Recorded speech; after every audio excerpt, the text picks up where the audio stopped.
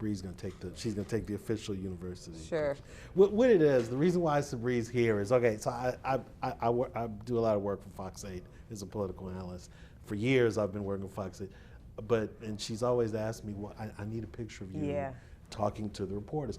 The problem is with them, I respond to breaking news, and so there's never time. There's never time to do it. So I'll get a call from Sabrina Wilson, I need you in the station within the hour, and go there. So there's never enough time to let her know. So she literally has no pictures in the website or anywhere else of me talking to a reporter. So I had some notice this time, and I said, oh, I actually have some notice.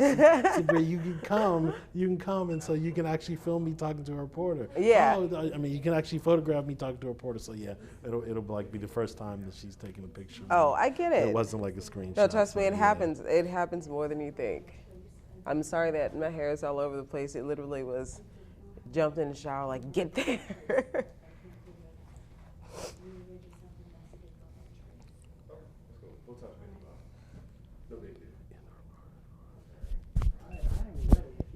Okay.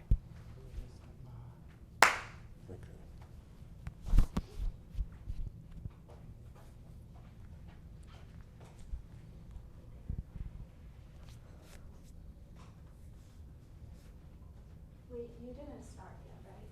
Well, not yet. You Can I can take just the show pictures you, right now. can I just show you what this is gonna sound like? Yeah. You hear it? I didn't hear anything. You did? Do it again? Oh, yeah, that's super sound. That's Okay, okay. so I'll just do it like that. Usually, That sound either. let me know whenever you're ready. Okay, all right, Sharice, can I get all right, this is my Twitter shot. Okay. All right, this is my Twitter shot. All right, one more Twitter shot. Okay.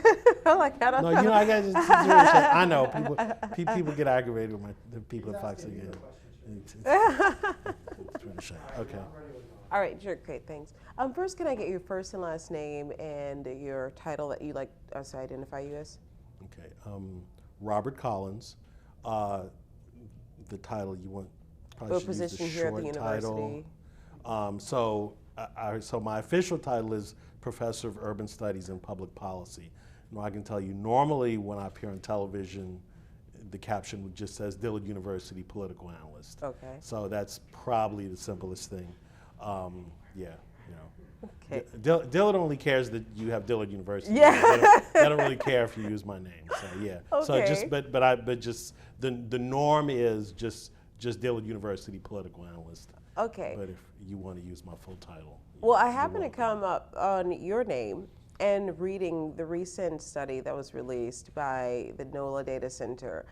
You were one of the authors behind the Rigging the Real Estate Market study. And a lot of it takes a look at redlining and not even just, you know, in past terms, but, you know, generational, how it's impacted the community. So I want you to first, and I'm asking everyone this question first, what is redlining?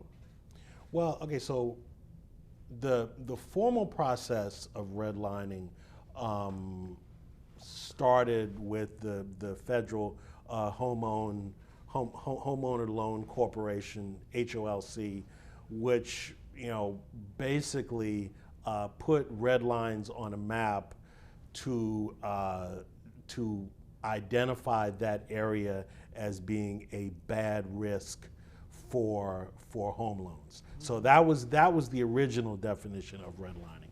But once those red lines were put in place by the government, those red lines were used for many other purposes other than simply identifying areas that were bad risks for home loans. People got a hold of those maps and, you know, used those areas basically to exclude the people in those areas from getting any type of home loans, and also you know, the private real estate industry got a hold of those maps, and they used those maps to steer buyers, specifically white buyers, away from those neighborhoods, and to funnel black residents, black homeowners into specific neighborhoods. So even though originally those red lines were primarily a financial instrument. They later became used as a social instrument, as a political instrument, basically as an instrument of control to direct certain types of homeowners into certain geographic neighborhoods. Well, can you tell us, you said it was used for other purposes, because when we think of redlining, we talk in terms of segregation. We look at it as government-sanctioned neighborhoods, basically, where black communities could only live. And I think the conversation stops there. We don't know necessarily about the impact. We know that those HULC maps are kind of defunct. They're out, out of here. But what are some of the things and other purposes that were used in those communities, in those neighborhoods, to control that neighborhood? Well, so one of the areas that I wrote about in the study, and the reason primarily why I was brought in the study, because I look a lot at disaster policy and flood control policy. So one of the ways that redlining was used here is that our neighborhoods that have red lines on them, if you look at them, they also tend to be the lower elevation areas. So it's not just so there's a direct correlation between red line maps and the flood elevation of the area. The only exception of that is the Lakeview area, and the Lakeview area is a white wealthy area simply because it's right next to lake, and so as a principle of real estate, if you're close to a body of water, if you're close to a waterfront, the property values go up, and so those areas are going to tend to be wealthy and white. So Lakeview is really the only exception to that rule. If you look at the rest of the city, you will see there's a direct correlation between race, income, and a lower flood elevation. Generally speaking, the poor folks and the black folks are going to be in the lower flood elevations. The white folks and the wealthy folks are going to be in the higher flood elevations. So, is there a neighborhood you can think of in particular that comes to mind? Certainly the lower Ninth Ward, certain areas in Gentilly, in the 7th Ward, Pontchartrain Park. Those areas, would be, certainly were areas that black residents were directed specifically to live in, primarily because they wanted to preserve the higher flood elevations, again, with the exception of Lakeview, the higher flood elevations primarily for the upper class and for the white folks. Well, you mentioned the exception of Lakeview, but there were portions of the community, I don't know if there was some sort of, and I can't think of the word for it right now, and I know it'll come to me when I walk out of the door, a sort of kind of an internal contract that people, did they have that there where people wouldn't sell to certain people, they would only keep white people in their communities? I know that we've heard of these sort of kind of contracts in different communities, most notably in Minneapolis and different suburbs of Minneapolis, where people would only sell to white people, they wouldn't rent to black people. Would you say there was some sort of, understanding in communities here in New Orleans like that? Now, of course, back in the old days, we actually had racial covenants where you were required to only sell to a certain race. But even after all the old racial covenants were stricken down by the Supreme Court, so even though it couldn't be enforced in law anymore, there was a sort of an unwritten social contract that if you were going to sell your home, if you were a white homeowner and you were going to sell your home, you would only sell your home to another white homeowner because you wanted to maintain the current racial structure of the neighborhood. And that was sort of an unwritten social compact that people would enter into with their neighbors. And of course, back in those days, we had, people tend to live in a house for a long time. It's not like these days where people live in a house and then flip it in 5 years. people bought a house and they raised their children in that house. So they were going to be in that house for 30 or 40 years. But when they did sell it and they sold it to another family to maybe downsize, they were going to sell it to, you know, to a family that basically looked like them. And that was sort of a social compact with the neighbors, again, who they had strong ties with. And a lot of times they would ask the neighbors. They wouldn't go through a traditional real estate agent. They would say, we're gonna sell our house. Do you know anybody who's interested? And so in a lot of these areas, the houses never really went on the market. There was never any sign put up where somebody could drive past in their car and, oh, there's a house for sale. In those types of neighborhood, what would normally happen is the homeowner would talk to the neighbors. The neighbors would basically, put their feelers out. They would find somebody to purchase the house, and so the house would really never be on the open market. Do you think that still happens to this day? Oh, sure, certainly it still happens. It certainly still happens. I mean, if you look at, the reality is, and people don't like to talk about it, but the reality is we still are a segregated city. If you look at census tracts, we still have black neighborhoods and white neighborhoods. So, that's now to be fair, that's at basically every urban area in the United States that has a large enough black population to be counted in a census tract. You might not find it in cities that have a very low black population, that only have less than 10% black population. They'll be scattered, but certainly any major urban area in the U.S. That has 30, 40, 50% black population, you're going to see a very high degree of segregation by census tracts. Wow.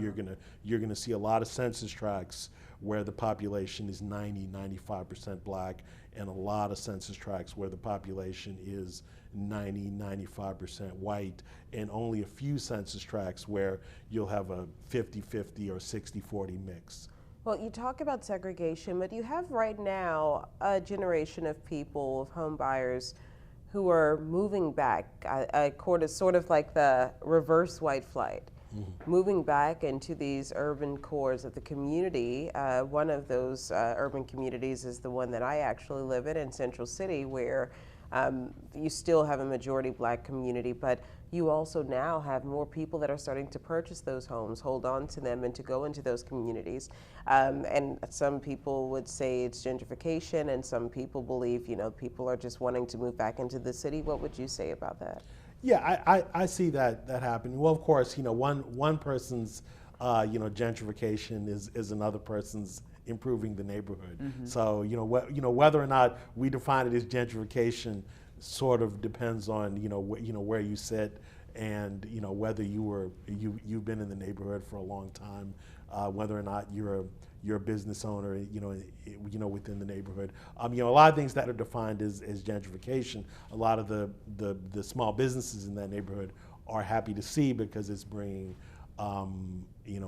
professional, upwardly mobile young families into that neighborhood that have more money to spend. Yeah. But yes, I can definitely see it. I live in Mid-City, near City Park, and I've just in the past few years, especially, it started after Katrina, and it's really accelerated since then. We're seeing more young couples, young families that are from outside of New Orleans, from the Northeast, from the East Coast, professionals that are moving and buying homes, in some of the older homes within the Mid-City area. And it's a mixed group. So I would say, Mid-City has definitely become more integrated, or better integrated, within the last decade. Wow. So let's talk about the rigging the real estate market, your contribution to the study, and why was it done in the first place?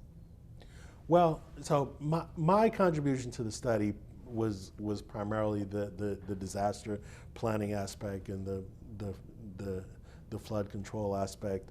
Of course, we had a good team in that study. We had two lawyers and two urban planners. I was one of the urban planners, And so after Katrina, I did a lot of work basically on the politics of urban planning and the politics of recovery and the politics of people coming back to the city. So I published a lot of articles on that. So that's why the data center asked me to work on the project. And basically, so what I was looking at in the study was, first I took a sort of a historical view so that people could understand the reason why black people live where they live. It's not just a case of redlining for mortgage purposes because people didn't want black people to get mortgages in certain areas. It really was a historical process of directing black folks to the most vulnerable land. And so people wonder why, oh, well, it just seems like, whenever we have a hurricane and things flood, it just seems like, why do more, it seems like, more black folk are on top of houses needing to be rescued than white folk. And people need to understand there's a specific historic reason for that is because once the city was founded, it was founded on the high ground, of course, around the French Quarter. But as it sprawled out and as the city aged, it's important to understand that it was not just a natural sprawling caused by the free market. It was a specific process to make sure that the black folk ended up in the lower flood elevations in the city, and the white folk ended up in the higher flood elevations in the city, which are the most valuable areas. And yes, redlining, part of that was done by redlining. Part of it was done by unspoken social covenants. But it was deliberate political activity. Is the point. So the reason why even to this day black neighborhoods are more vulnerable to hurricanes, more vulnerable to floods, is simply because the land that the neighborhoods were built on, in whether you talk about in the lower Ninth Ward, you talk about the East, New Orleans East, you can talk about the Seventh Ward, Gentilly. It was because that it was because it was considered less desirable land because it was lower and it was more prone to I didn't flooding. realize the East was a part of that category. Well, of course, the East did have a lot of flooding, during Katrina, and the East is on lower, is a lower flood elevation. Now, the East is sort of interesting because the East is a newer neighborhood when compared to let's say the Gentilly, Seventh Ward. The interesting thing about the East is, in the 70s and 80s, which is really when we saw an increase in the black middle class in New Orleans. That's when you had more black folk graduating from medical school, law school, becoming accountants. That was really sort of and that's certainly the creation of the black political class during that time. That's when we started electing black mayors and black city council members. A lot of the black middle class moved out to the East. Why? Because that's where the undeveloped land was. And so they built their houses out in the East. And so the East is sort of a unique phenomenon in that it became the primary location where the creation of the black middle class coming out of the 70s and 80s, they purchased home there. And so that's why you had a large clustering of the what I would call at the time the newer black middle class. They settled in the East. So what would you say we would have to do to kind of, in borrowing a term here, undesign the red line? Because everything that is happening in these communities was by design by the federal government. Would you agree? Yes. So yes. How do you undesign it as an urban planner? How do you fix it, or can you even fix it?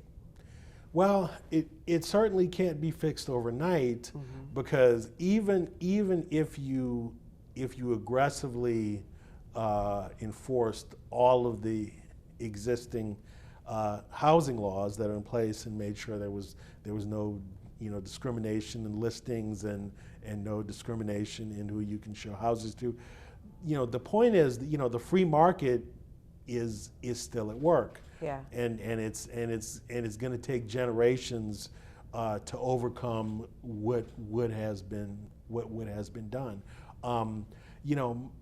Minus some sort of subsidy program funded by the federal government to help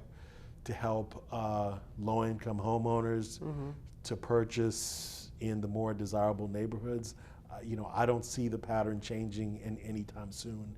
It would basically take a massive market intervention by the federal government, and it would take some sort of subsidy program. I mean, I think for the most part,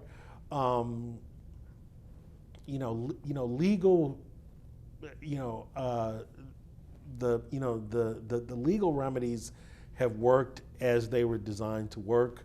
I think lawyers are of all the various, we have a lot of really good nonprofits in the city of New Orleans that aggressively will go after housing discrimination, will aggressively make sure the housing laws are enforced. But now you have such a huge difference in the prices between the houses that are in the desirable areas, which are the areas on the high ground, and the areas on the low ground. I don't see any way to mitigate that. So now it's more of almost become a class distinction where you have to be able to afford the really high prices on the high ground. So minus some sort of massive market intervention by the federal government that helps first-time home buyers with some sort of subsidy, it's going to be difficult to reverse 200 years of a racial and political design. So do you feel as though New Orleans will, and other communities, urban cores will always be segregated? Certainly for the present and for the short term, it's a problem that's difficult to solve on the local level or the state level because most city governments don't really have the resource to solve it. I mean, within the city of New Orleans, we've been electing black mayors since the late 70s.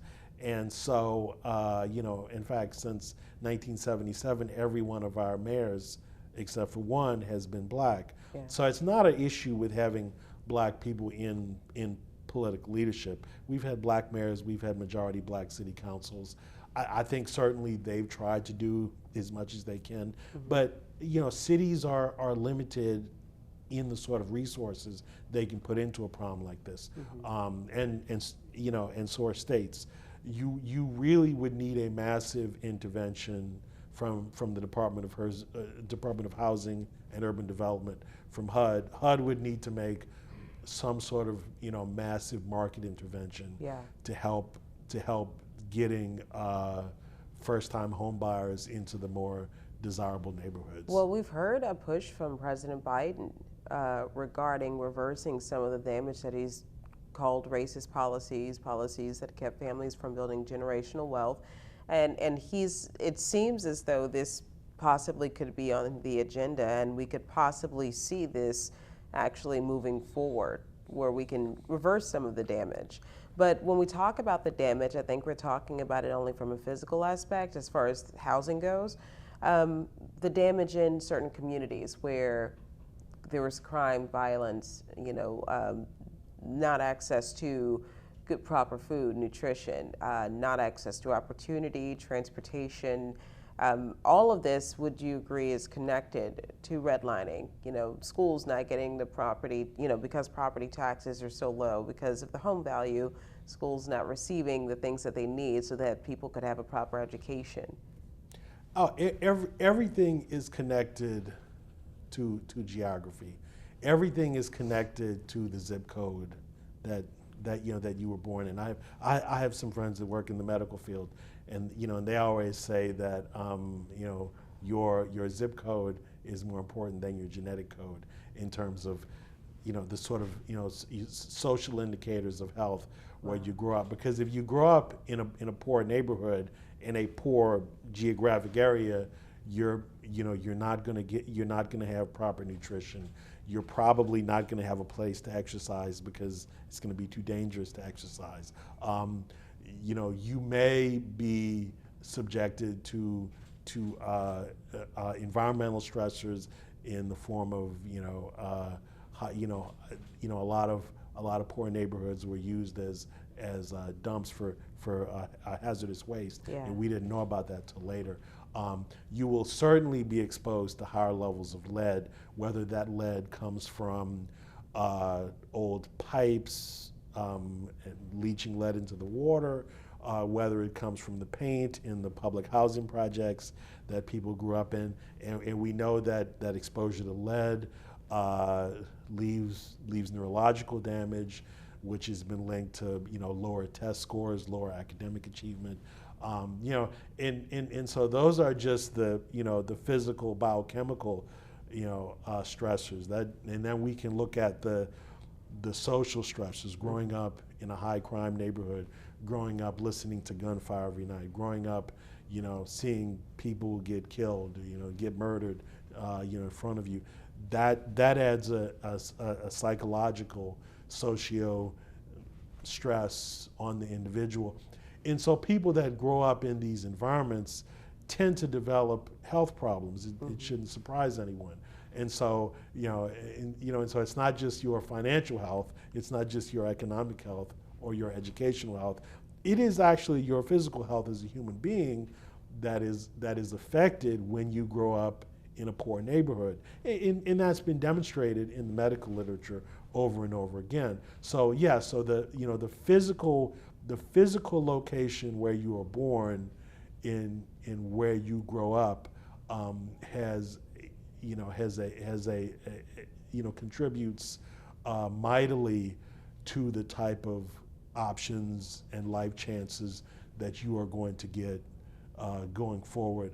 In addition to what people see, lack of access to good schools, lack of access to jobs, to Yeah. investment, to And money. people realize it, so that's why they try to leave the neighborhood, get their kids in schools that might be in different Yeah. neighborhoods, so that they can have an opportunity. Yeah, and interestingly enough, so when the best and the brightest people leave the neighborhood, it basically helps the neighborhood on a downward spiral, and it sort of becomes a self-fulfilling prophecy. So people say, "Oh, it's a terrible neighborhood, I want to leave." But of course, the people that have the ability to leave are going to be the best and the brightest, right? The best students, because they can get scholarships to the best schools.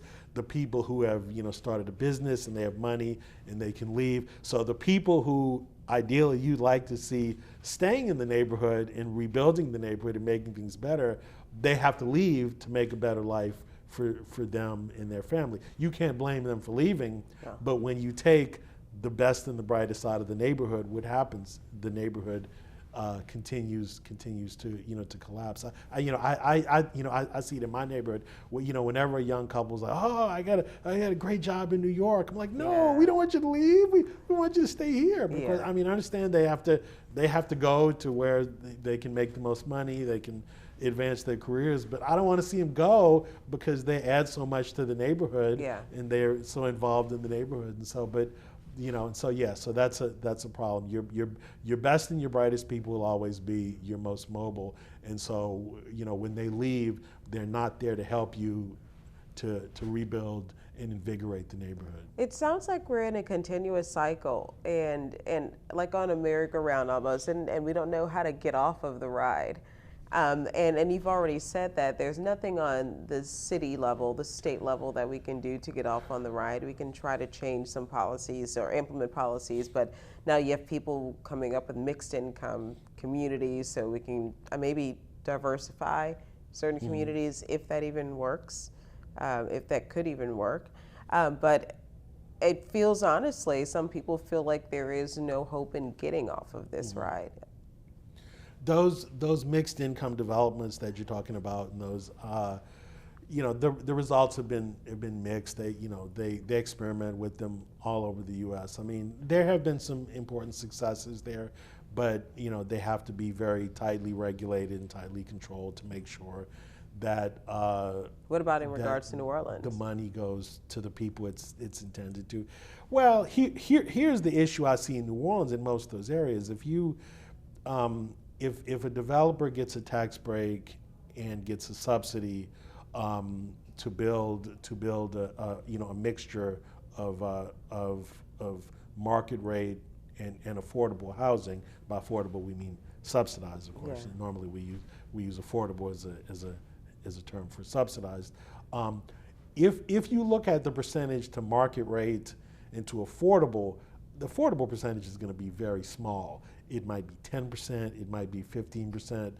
The developer's not going to let it get above maybe 20%, unless the feds force them to. And then sometimes they'll agree to a high rate, but then there are cost overruns, so they'll agree to 30%.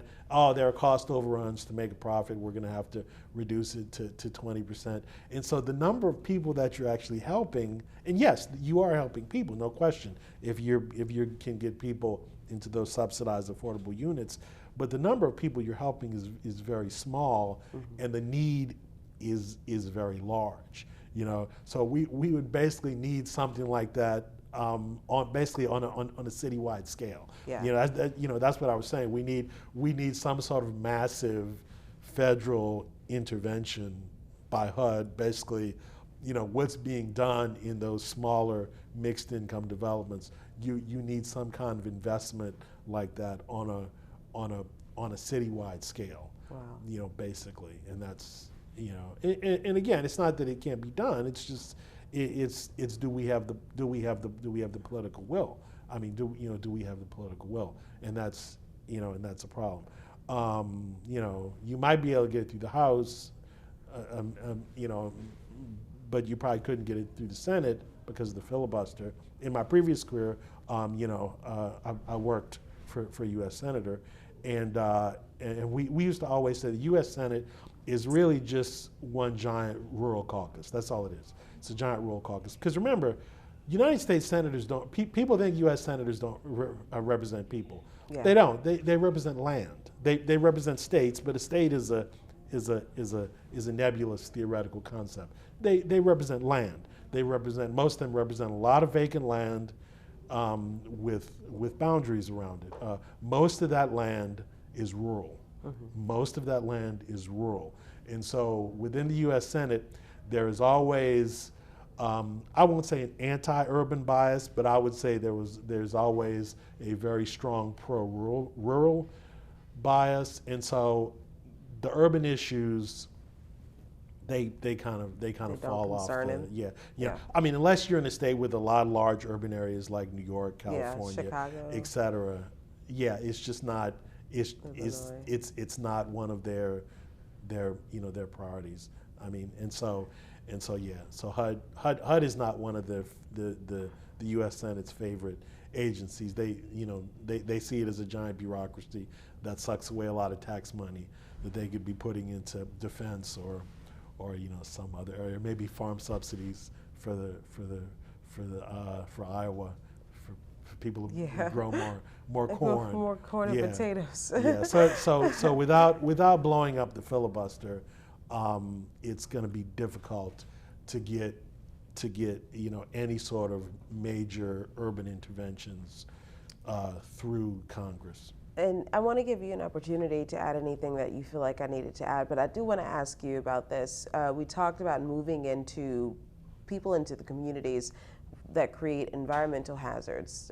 Perfect example, we see people to this day fighting to be relocated from Gordon Plaza in the Ninth Ward because they found that the homes were built on a toxic dump, basically. Do you know more about that situation and how that fight would happen for them, or what pushed that community there? Did they not know, or was this by design? Well, that's actually happened all over the U.S., where neighborhoods were built on top of hazardous waste sites. Because remember, under current EPA laws, it's illegal, but it wasn't always illegal. Yeah. So the EPA regulations that prohibit building houses on hazardous waste sites are relatively recent, just in the last couple decades. So when a lot of these neighborhoods were built, and a lot of times the hazardous waste sites might have been really old sites from the 30s, 40s, or 50s. Then the waste was buried, they were paved over. It might have been a vacant piece of land for 10 or 20 years, and then a developer decides, okay, well, I think I'd like to build, housing development on this area. Under the old regulations, that developer was not only could that developer build there without any sort of mitigation in terms of taking the waste out, but that developer was not under any legal obligation to let any homeowners know what was underneath their homes. Yeah. And so the homes were built and people moved into them, and then of course, years later, people start developing mysterious illnesses, and they don't understand why, and they're clustering in one specific area. And then, some scientists will, what normally will happen is doctors will notice there's a big clustering of diseases in a certain area, and then they'll bring in an epidemiologist, and they'll say, yeah, this can't be happening by random chance. And then somebody will eventually go back and pull some old land records, and they'll say, okay, well, this was a hazardous waste site. So that's actually a fairly common occurrence. And yes, generally speaking, the reason why those areas tend to be black folk on those areas is because when that hazardous waste was dumped in the first place, that was already designated as an area where you were going to funnel the black folk to. Yeah. So it's not like later they decided, oh yeah, we're going to put some black folk on this hazardous waste. It's just that the particular census tract where it was located was already drawn, in the old maps as being a black neighborhood. And so once an area is defined as a black neighborhood, it's really hard to get out of that definition. So you have people who are fighting who still live there in that community to be relocated. You said that the city and state, they're making demands to Mayor Cantrell, they're making demands to the governor, but they should be talking to HUD. They should be talking to HUD. They should be. This is a federal issue. Only the federal government can effectively relocate them and compensate them for any losses that they have to that they went through as a result of being on that hazardous waste site. It really is. It's a federal issue. Okay. Well, is there anything that you'd like to add that you feel like we should share in this story? No, I think we covered it. I tried to cover all the bases and your connection to the study, and we, like I said, we're speaking with everyone, so we have a lot to talk about. Yeah. Okay. All right. All right. Thank you. Okay, great. Enjoyed Thanks. it. Okay. Yeah. I think we need to